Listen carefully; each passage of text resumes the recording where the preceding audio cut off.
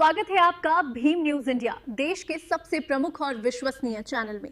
आप देख रहे हैं भीम न्यूज इंडिया। नमस्कार, मैं आपके साथ हूं। आइए जानते हैं आज की ताजा अपडेट्स। देश और दुनिया में क्या चल रहा है उसकी पूरी जानकारी लेकर हाजिर हैं। सबसे पहले बात करते हैं आज के मुख्य समाचार की। नमस्कार, आप देख रहे हैं भीम न्यूज इंडिया। मैं हूं आपका दोस्त विनय कुमार सिंघल। आज हम एक बेहद गंभीर मुद्दे पर चर्चा करने वाले हैं। मुद्दा है अरावली पर्वत जो श्रृंखला है उसके डिस्ट्रॉयशन का। सुप्रीम कोर्ट ने निर्णय दिया है कि अरावली जो पर्वत है वहाँ खनन किया जा सकता है।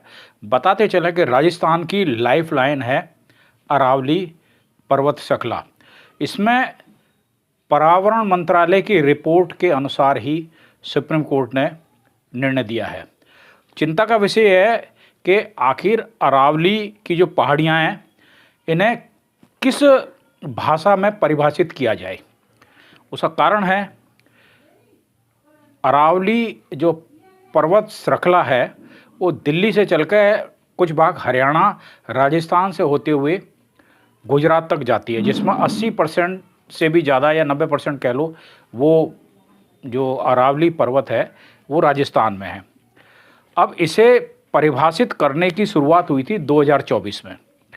सर्वोच्च न्यायालय ने केंद्रीय पर्यावरण मंत्रालय को निर्देश दिए थे कि आप इससे प्रभावित होने वाले 4 राज्यों में दिल्ली, राजस्थान, हरियाणा, गुजरात को एक एकीकृत परिभाषा बनाने का निर्देश दिया था। यानी सुप्रीम कोर्ट ने कहा था इन चारों राज्यों के जो डिस्प्यूट वाला मामला था कि ये चारों राज्यों से निकलकर अरावली पर्वत श्रृंखला गुजरती है और हर राज्य इसको अलग अलग तरीके से परिभाषित करता है। आप केंद्रीय पर्यावरण मंत्रालय इसकी अलग से एक परिभाषा निर्धारित करें।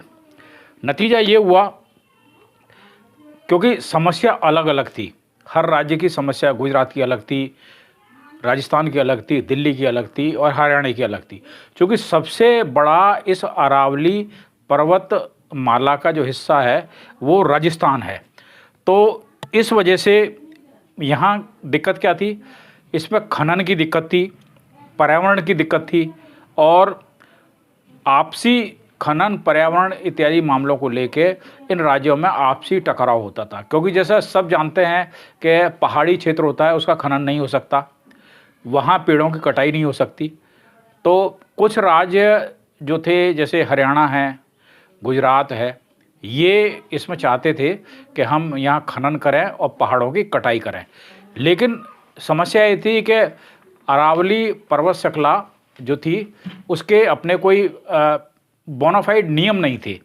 नतीजा ये हुआ कि केंद्र सरकार यानी पर्यावरण मंत्रालय ने सुप्रीम कोर्ट में इसकी जो परिभाषा सबमिट की है उसके अनुसार उनका केंद्र सरकार ने जो रिपोर्ट दी है जिसको कि सुप्रीम कोर्ट ने एक्सेप्ट किया है, उसके अनुसार पहाड़ की जो ऊंचाई है वो 100 मीटर तक होनी चाहिए। 100 मीटर से कम होगा वो अरावली पर्वत श्रेणी में नहीं आएगा। इसके अलावा 2 पहाड़ियों के बीच की जो दूरी है वो 500 मीटर होनी चाहिए।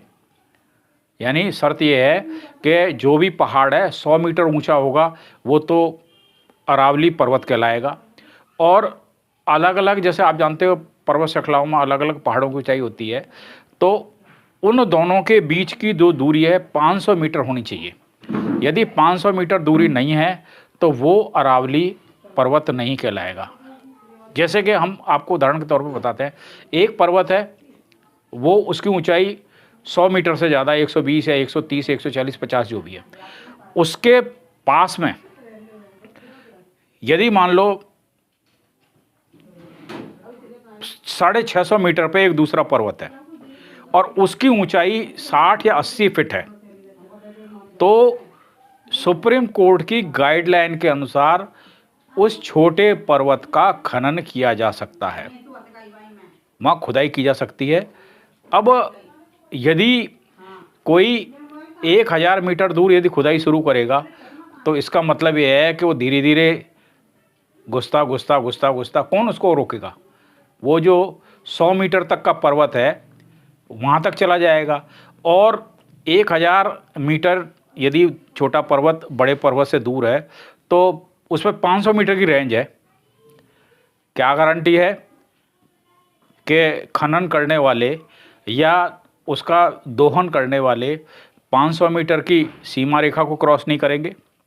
अब हम ये कह सकते हैं कि राजस्थान की 90% पहाड़ियाँ इस परिभाषा से बाहर हो जाएंगी, क्योंकि राजस्थान की भौगोलिक स्थिति ऐसी है कि एक पर्वत 100 मीटर का थोड़ा सा दूर है, उसके बाद कम से कम 1200-1500 मीटर दूरी पर दूसरा पर्वत है जिसकी की ऊंचाई 70 फीट या 80 फीट, ये मान के चलो। अब 80 फीट 70 मीटर के हिसाब से मीटर मान के चलो। अब समस्या होती है उसके बाद फिर समतल है, फिर पठार है, फिर पर्वत है, समतल है, पठार है, पर्वत है। ऐसा जो सिनेरियो है वो राजस्थान में 90% भूभाग पे है। तो यदि हम सुप्रीम कोर्ट की गाइडलाइन की बात करें तो ये सारे के सारे 90% अरावली जो पर्वत है वो खनन योग्य माना जाएगा, यानी वहाँ कुछ भी कर सकते हैं। तो यहाँ माननीय सुप्रीम कोर्ट की मंशा पे कोई सवाल नहीं है। सुप्रीम कोर्ट ने माना कि अरावली अब भूभाग बन गई है, यानी सुप्रीम कोर्ट का कहना है कि यदि 100 मीटर से ऊंचा नहीं है तो इसका मतलब पर्वत नहीं है, वो भूभाग है। और जब भूभाग होता है तो भूभाग का हर तरीके से इस्तेमाल किया जा सकता है। वहाँ बिल्डिंग भी बनाई जा सकती हैं, वहाँ खनन भी किया जा सकता है, वहाँ फैक्ट्री भी डाली जा सकती है। ऊंचा नीचा पहाड़ हो या पठार हो उसको समतल भी किया जा सकता है इस हिसाब से। तो अब इस क्षेत्र में यदि सुप्रीम कोर्ट की गाइडलाइन के हिसाब से यदि हम काम करें तो ये मान के चलें कि राजस्थान में 90% अरावली पर्वत श्रृंखलाएँ इस दायरे में आती हैं। दायरे से मतलब यह है कि 100 मीटर से कम हैं और जो डिस्टेंस है 500 मीटर की, 500 मीटर से अधिक है। यानी एक पहाड़ 100 मीटर का है, उससे ये मान के चलो 1000-1200 मीटर दूर एक छोटा पहाड़ है, उसकी ऊंचाई 60 मीटर है। फिर वहाँ से 1000 मीटर पे है, पठार टाइप हो गया है वो, उसकी ऊंचाई 50 मीटर है। उसके बाद फिर ये मान के चलो 2000 मीटर के बाद फिर एक पहाड़ हो गया है, उसकी ऊंचाई 100 मीटर है। कैसे एनालिसिस करेंगे?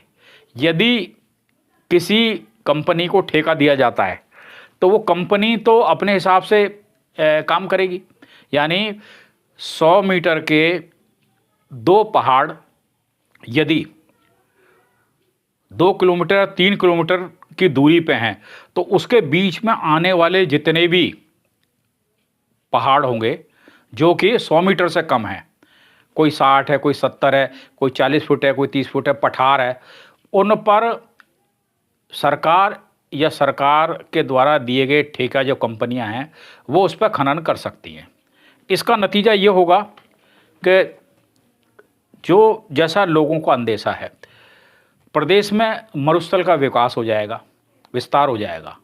यानी पहाड़ के नीचे का जो हिस्सा है पठार होता है, यदि उसको समतल करेंगे तो उसमें पथरीला एरिया निकलेगा और इससे मरुस्थल से मतलब है ऐसा स्थान जहाँ पर रेत ही रेत हो या पत्थर ही पत्थर हो, वहाँ हरियाली नाम की कोई चीज़ नहीं रहेगी। और ये जो पहाड़ होते हैं ना, ये गर्म हवाओं को रोकते हैं, चाहे छोटा पहाड़ हो चाहे बड़ा पहाड़ हो।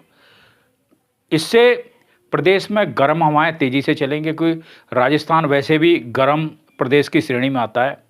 बंगाल से आने वाले मानसून इससे प्रभावित होंगे। बंगाल की खाड़ी से जो मानसून उठते हैं वो अरावली पर्वत श्रृंखला से टकरा के ही राजस्थान में बारिश होती है। इसके अलावा प्रदेश में भूकंप आने की स्थिति बन जाएगी, क्योंकि जो पर्वत श्रृंखला होती है वो ज़मीन का जो बोझ होता है उसको एक बैलेंस करके चलती है। इसके अलावा नदियां समाप्त हो जाएंगी। पर्वत श्रृंखलाओं में छोटी बड़ी धार, झरने, झील, झरने, नदियां होती हैं। यदि ये इसका खनन होगा और ये बिल्कुल प्लेन हो जाएंगी, तो पहाड़ से उतरने वाली नदियां हैं उनका क्या होगा।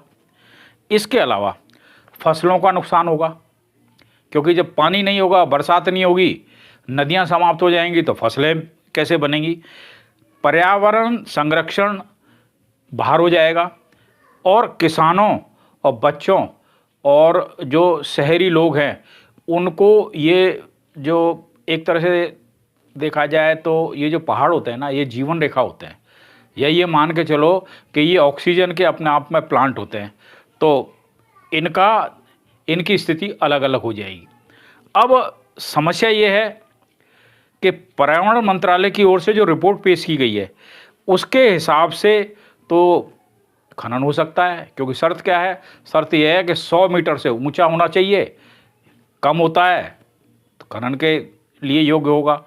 2 पहाड़ों के बीच की दूरी 500 मीटर होनी चाहिए, तो राजस्थान की भौगोलिक स्थिति आपको बताने की ज़रूरत नहीं है।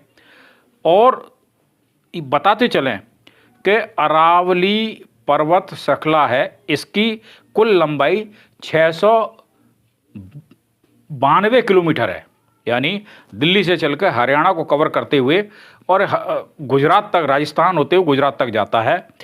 और सबसे ऊंची जो इसमें चोटी है वो माउंट आबू है, जिसकी 1727 मीटर ऊंचाई पर है। आप जानते हैं माउंट आबू राजस्थान का एक हिल स्टेशन है।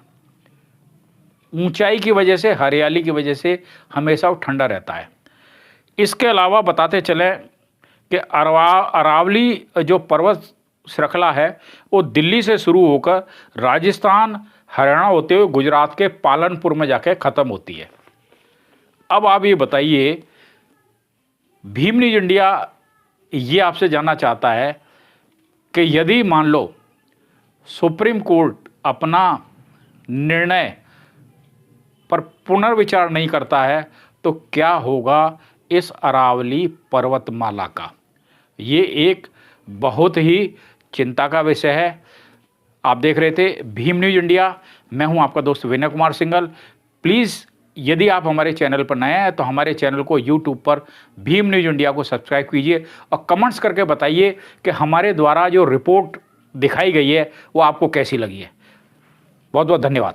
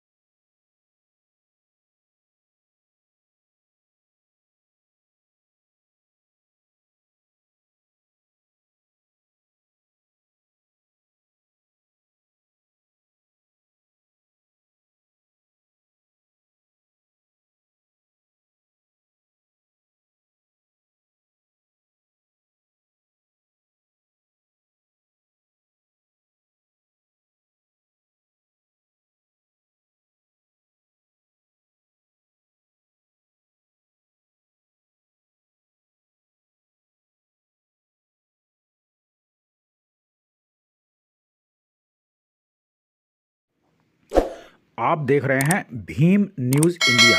यदि आपको हमारे द्वारा दिखाई गई खबरें पसंद है तो प्लीज़ हमारे चैनल को यूट्यूब पर सब्सक्राइब कीजिए, लाइक कीजिए, शेयर कीजिए। आने वाले नोटिफिकेशन के लिए बेल आइकन का बटन दबाना ना भूलें। भीम न्यूज़ इंडिया के फेसबुक पेज और ट्विटर एंड एक्स पर भी फॉलो कर सकते हैं। आपका बहुत बहुत धन्यवाद।